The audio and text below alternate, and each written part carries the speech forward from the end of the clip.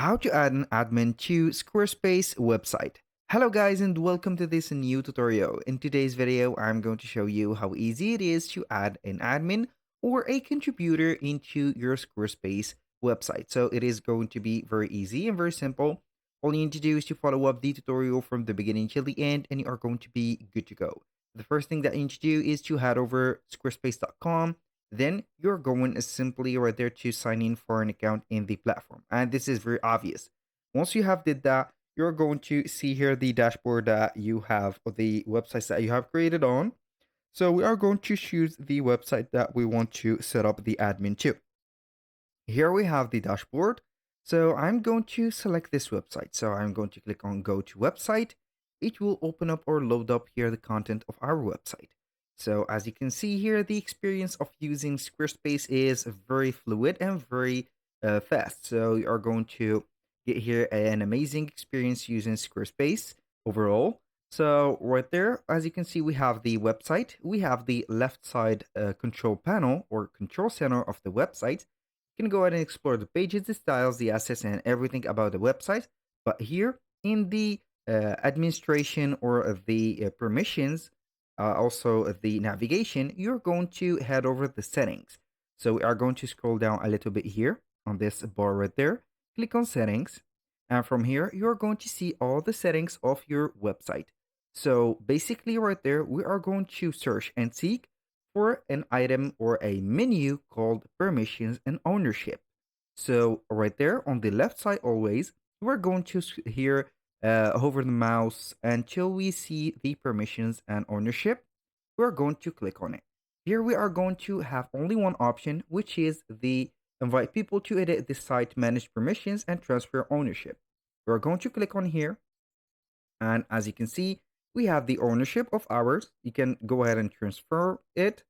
And here we have the right to invite a contributor or add a basic author.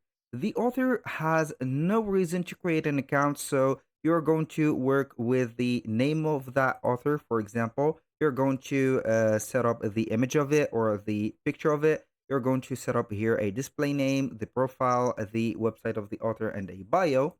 And this is not for today's video. So we are going basically right there to click on invite contributor.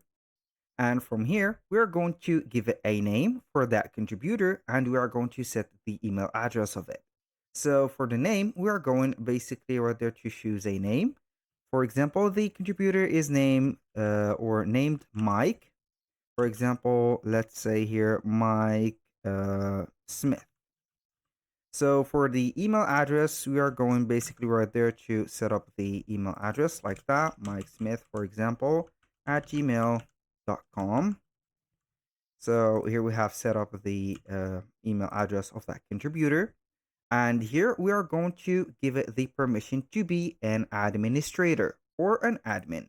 So as you can see, if I activate this field, it will here activate here nearly all the fields that are available here, like the responsibilities or the management of the billing. From the website, you are going to give it the permission to be here the website editor, controlling and managing and seeing the analytics and reports, a comment moderator, viewer, and for the selling, we are going to give it the permission to be a selling manager, a email, campaign editor, and etc. If you don't want to give the administrator here all the permissions for the websites, you can go ahead and select here the admissions or the permissions that you're going to give that person. And there you're going to set it as a part-time administrator.